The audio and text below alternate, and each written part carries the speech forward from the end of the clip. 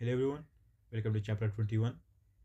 In this chapter, we'll be diving into the intricacies and the different details of intraday trading, what it's about, how it works, and why it's such a popular and appealing style of trading among many traders.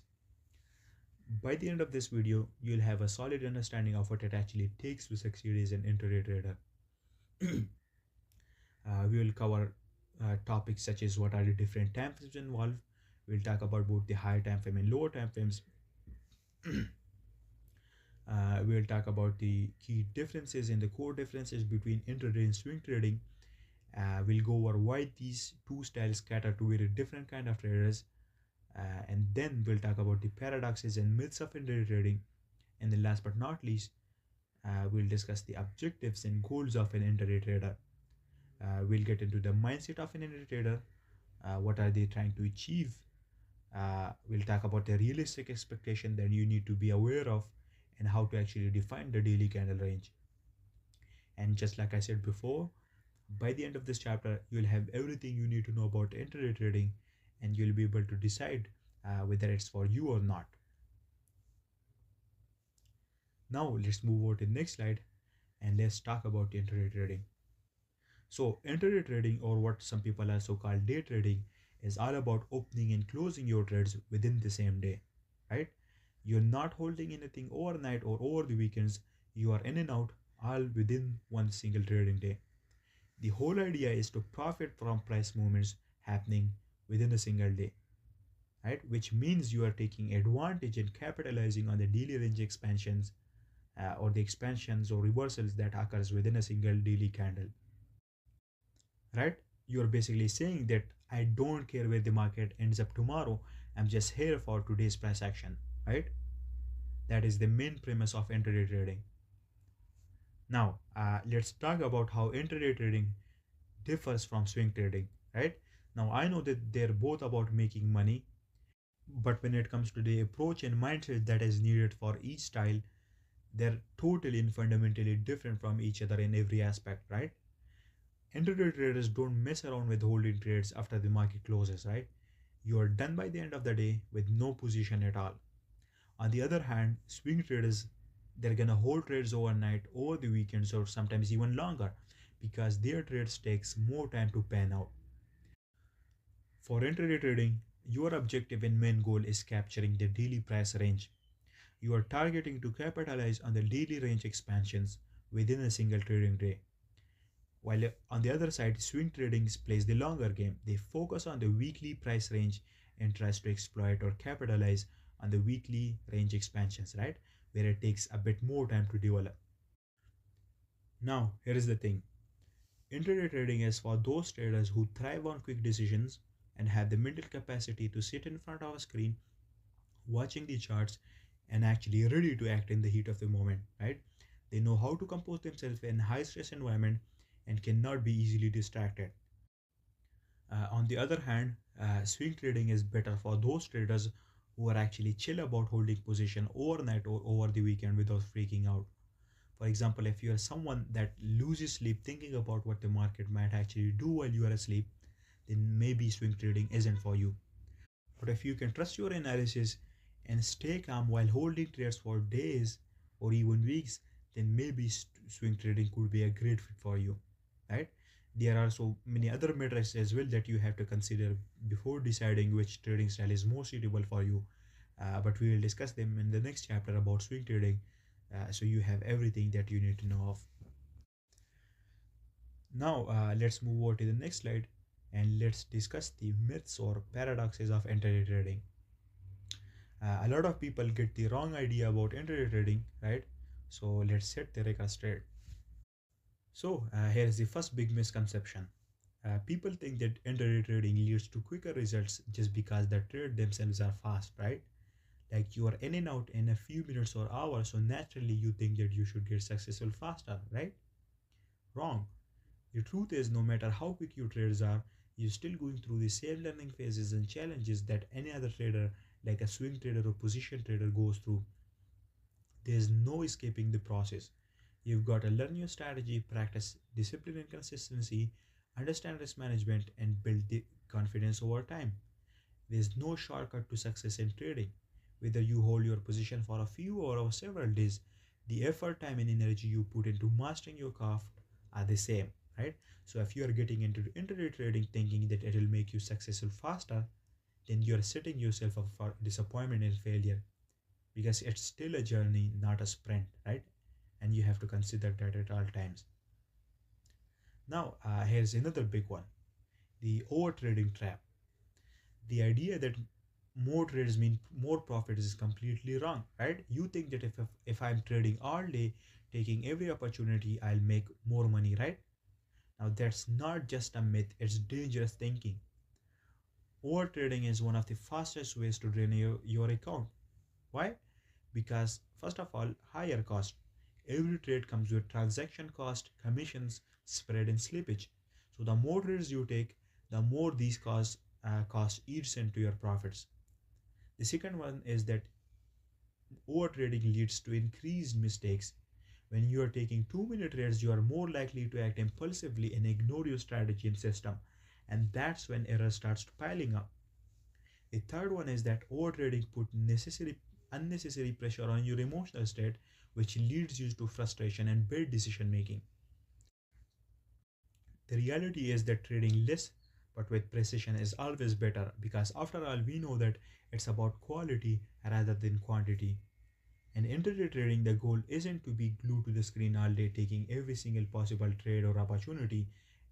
It's to identify high probability setup, take them, and then take a step back, right? So, just because you are trading more frequently doesn't mean you'll make more profit.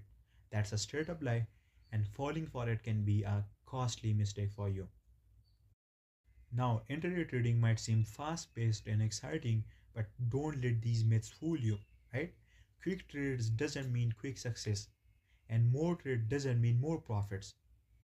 And to actually succeed, you have to focus on building your skills, sticking up to your strategy and system, and trade with precision. It's all about playing the long game even in the short term world of intraday trading. Now, let's move on to the next slide and let's break down the key points about intraday trading. And this is where we will get into the core principles that will guide you as an intraday trader, what to aim for, what to avoid, and how to make the most out of each trading day or each trading session. Right? Now, first of all, let's talk about the goal of an intraday trader. Our goal is capitalizing on the daily range expansion, right? The main objective of intraday trading is simple. You are here to make money from the price movements that happens within the same day. Specifically, you are looking at the daily range expansion and capitalizing on it. Your job is to stay sharp, recognize those setups when they happen, and execute with precision, right? But don't ever let this confuse you with chasing every little swing, right? It's about capturing high probability part of the range and not every single pip or tick. Number two, you don't trade every single day. Uh, there's a big misconception about intraday trading. People think that being an intraday trader means you're trading every single day without fail. And no, that's not how it works, right? Not every day is ideal for trading. Some days the market is choppy, the setups are unclear, or the volatility isn't just there. And on those days, the best decision you can make is to sit out and protect your capital, right? Remember, you're not paid to trade, you are paid to trade well, right? So always remember that you need to focus on quality over quantity. Number three, expect about two setups per day, right? On average, you will find roughly two good setups per day based on candle ranges and CRT. This could either be a reversal or a continuation CRT trade. But here you need to remember that the key is patience, right? You're not out there hunting for dozens of trades. You're waiting for high probability setups that actually aligns with your high time frame drawn liquidity. Right? So the premise is stick to your plan at all times and don't just force trade just because the market is open. Moving on, here's another golden rule. The more high time frame ideas you can use to support your intraday setups, the better your trades will play out. Why? Because the higher time frames like the daily and the 4 hour shows you the bigger picture. If your intraday setups lines with a strong higher time frame drawn liquidity or key level, the odds of success go way up, right? So always keep an eye on the higher time frame to confirm your setups. Another key point is that key levels, high time frame drawn liquidity, and 4-hour CRT or candle ranges form the foundation of your intraday trading. And next up, some days you don't trade at all, period. Big news events like FOMC, NFP, and CPI create too much unpredictability, right? And the market tends to go wild. And on these days, the best decision you can make is to stay out and protect your account, right? Because being a good trader isn't just about knowing when to trade, it's also about knowing when not to trade, right? And we'll discuss this in the next chapters. Now, let's move on to the next slide and let's talk about framing intraday setups, right? Now, down here you can see all the factors and variables you will be thoroughly considering when framing an intraday setup. First of all, we've got higher time frame drawn liquidity. You're going to be making sure that the higher time frame drawn liquidity is always aligned with your intraday setup, because the higher time frame always shows the bigger and the cleaner picture. And if the trade is aligned with the higher time frame drawn liquidity, the odds of success are much higher. So your first and main priority is to make sure only to take trades that are in the direction of the higher time frame drawn liquidity, right?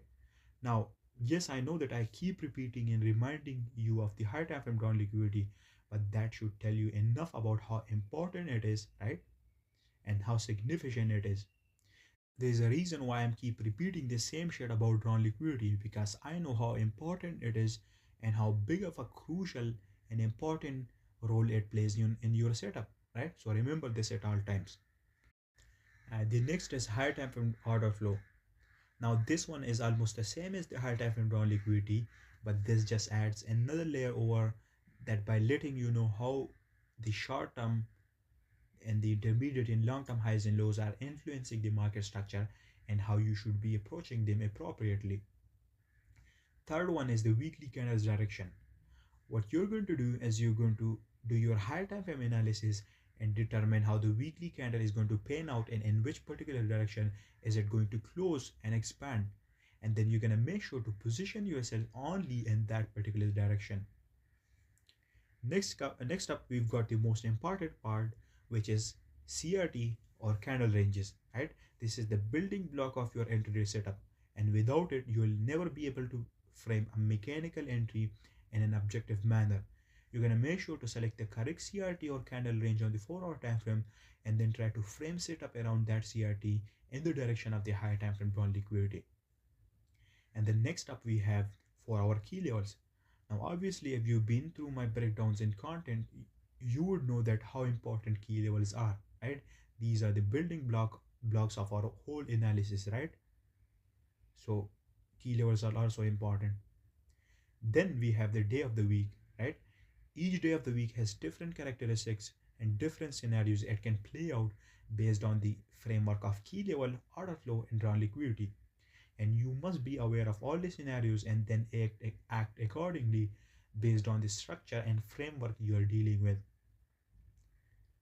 Then we've got the time of the day, right? I'll explain this later in the video, but remember this is also important. And then last but not least, we've got range expansion. Range expansion is basically knowing when, how, and where the range is going to expand, right?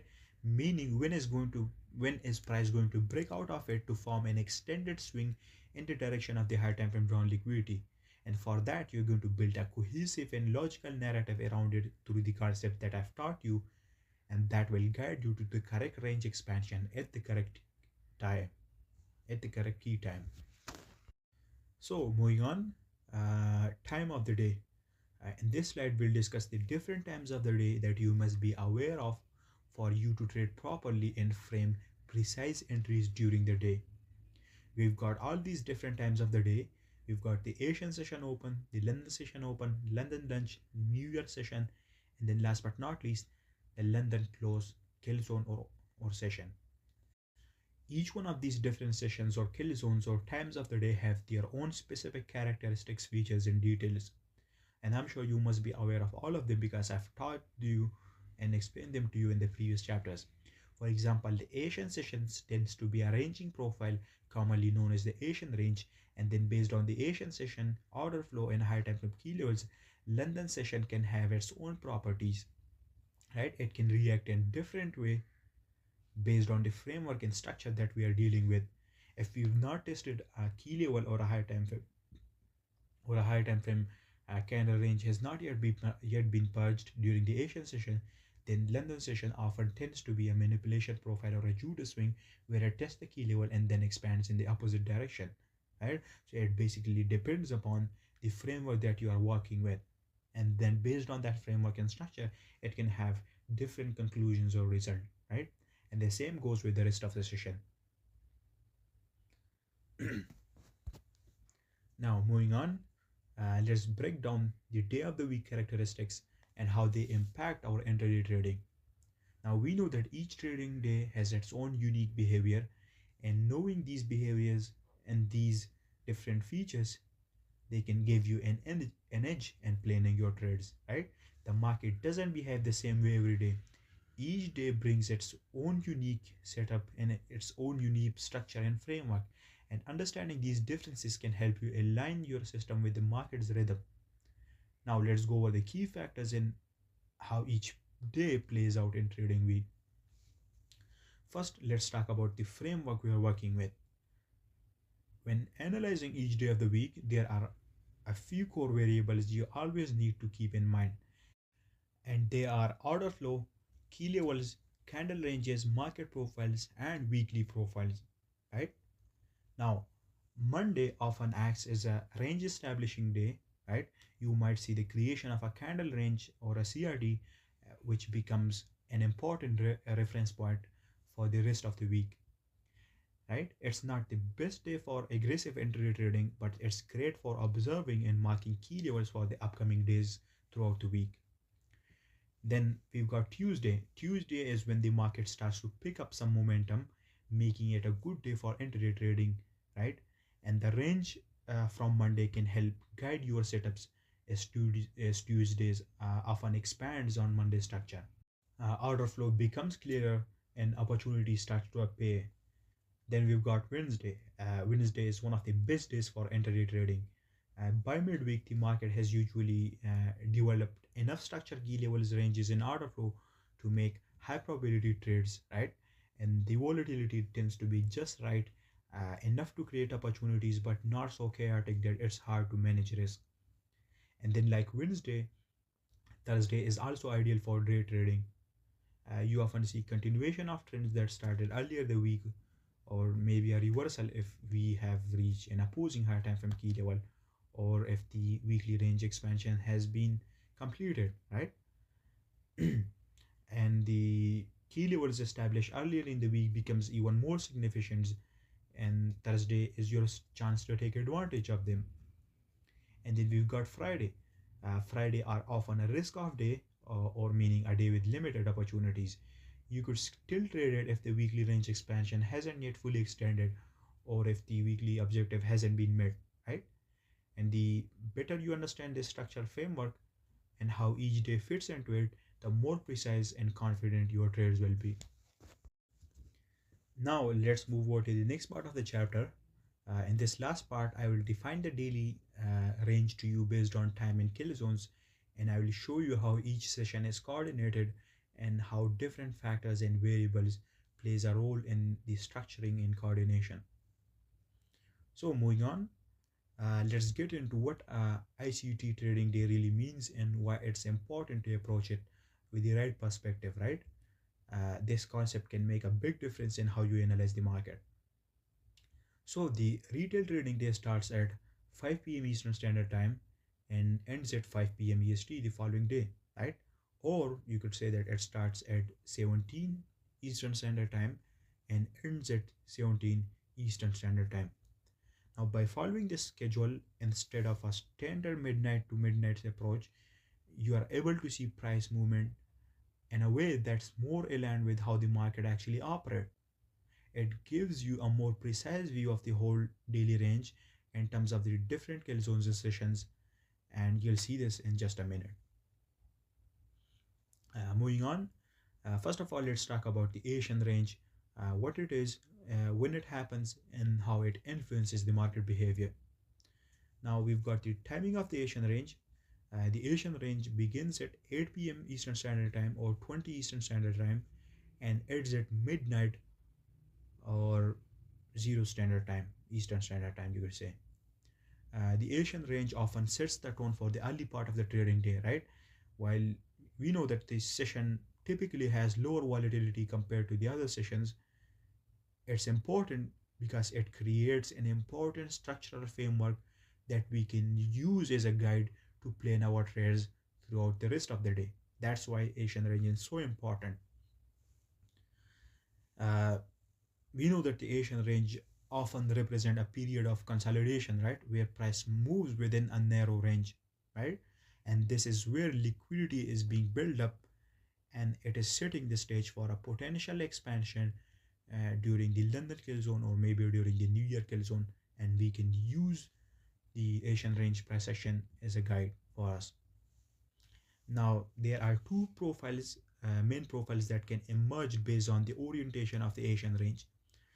First of all, we got the delay protraction profile, which happens when the Asian range is an expansion profile, and then we have the normal protraction profile, which happens more often than the other one, and it's when the Asian range is a consolidation, and then during the London kill zone, we have a manipulation above or below the Asian range depending upon the high time frame down liquidity and key levels, and then we expand in the opposing or the opposite direction. To use the Asian range, what we do is we mark the high and the low of the Asian range on our chart as soon as it's established, right? And then these levels often act as a key reference for later sessions. And what you're going to do is you're going to pay attention to how price behaves around the Asian range and the candle ranges on the 4 hour during the London Opal kill zone, right? You're going to recognize where the market is showing signs of a delayed or a normal protraction profile, and then you're going to adjust accordingly. All right, now moving on, let's break down the London kill zone. Timing of the London kill zone, it starts at 2 a.m. Eastern time, Standard Time, and then it ends at 5 a.m. Eastern Standard Time. Now, during this time, the market tends to break out of the consolidation range it formed earlier during the Asian session, right? It also tests key level during this time and establishes the daily directional buys, right? Now, the way the London session expands is heavily influenced by what happens during the Asian range, and also other facts like candle ranges and key levels, right? And here is how it typically plays out. If the Asian session didn't reach or test a higher time frame key level, the London session often forms a Judo swing or a manipulation profile and then reverses to expand in the opposite direction. And if the Asian session has already tested a higher time frame key level and has already purged a 4 hour candle range, then the London session is more likely to expand in the same direction without having any manipulation profile, right? And when the London session takes out a candle range, either from the Asian session or the previous day, this often signals a high probability time for those ranges to be purged or cleared out, and we can then frame our setup around it, right? That is what you need to know about the London kill zone. Now let's move on to the next slide. Here in this slide, we'll discuss the New Year kill zone. Now the New Year kill zone starts at 7 a.m. Eastern Standard Time, and then it ends at 10 a.m. Eastern Standard Time. Now the price action during the New Year kill zone is majorly influenced by the progress made during the London session or the London Opal kill zone. And based on that structural framework and price action, we can have two main profiles. We can either have a continuation profile or a reversal profile during the the New Year kill zone. If the London session has not yet reached the daily objective, for example, it hasn't yet tested an opposing key level or taken out an opposing liquidity pool or liquidity zone, or the range expansion hasn't yet fully been extended, then the New Year kill zone is likely to continue the trend that was established during the London session. And if the London session has already reached the daily objective, meaning it has reached an opposing key level or taken out a liquidity pool, then the New Year kill zone is more likely to trigger a reversal, right? And in this case, price might manipulate early traders into thinking that the trend will continue and it will create a false breakout or a liquidity grab, and after that the market will reverse in the opposite direction, right? Either after a consolidation or straight away a reversal will happen. Those were the features and profiles that New York session upholds. Next up we've got is the London close kill zone. It begins at 10 a.m. Eastern Standard Time, right? Right after New York kill zone ends, and it closes at 12 a.m. Eastern Standard Time, not 12 a.m., 12 p.m. Eastern Standard Time. And it has its own intricacies and details that we'll get into in a in a future chapter. Now moving on to the next slide. Here in this slide you can see this price action chart, and based on this price action I will define the daily range to you based on the time of the day and kill zones.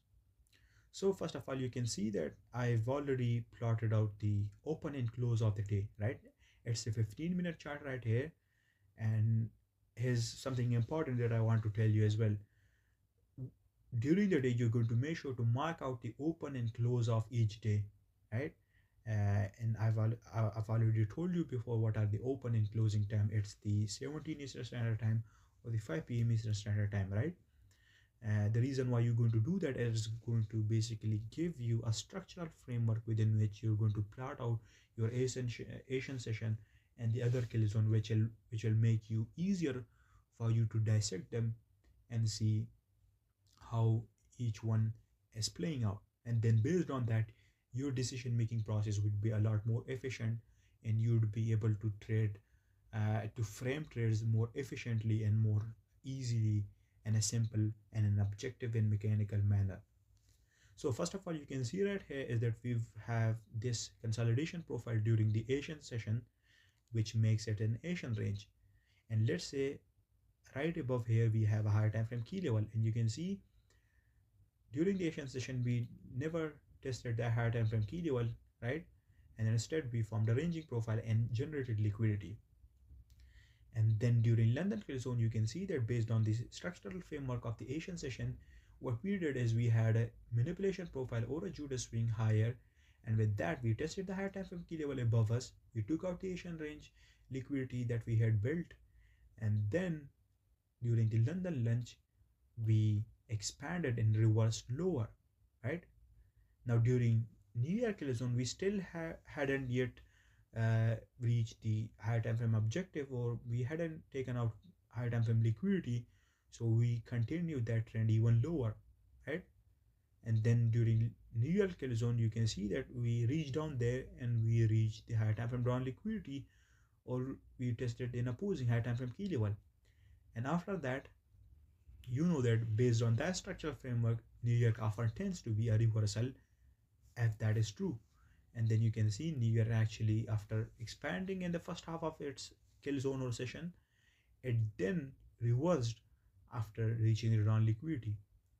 And then during the London close kill zone, we continued that reversal from the earlier New York session or kill zone, and we closed the day higher, right? So you can see based on these times of the day in kill zones and the Asian session in its orientation, you can see this price action a lot more clearly as compared to if you had been looking at with the naked eye without these annotations or without these opening and closing prices. This is how you define a daily range, and this way you'll be able to easily frame a setup around it, and it won't be that hard for you, right?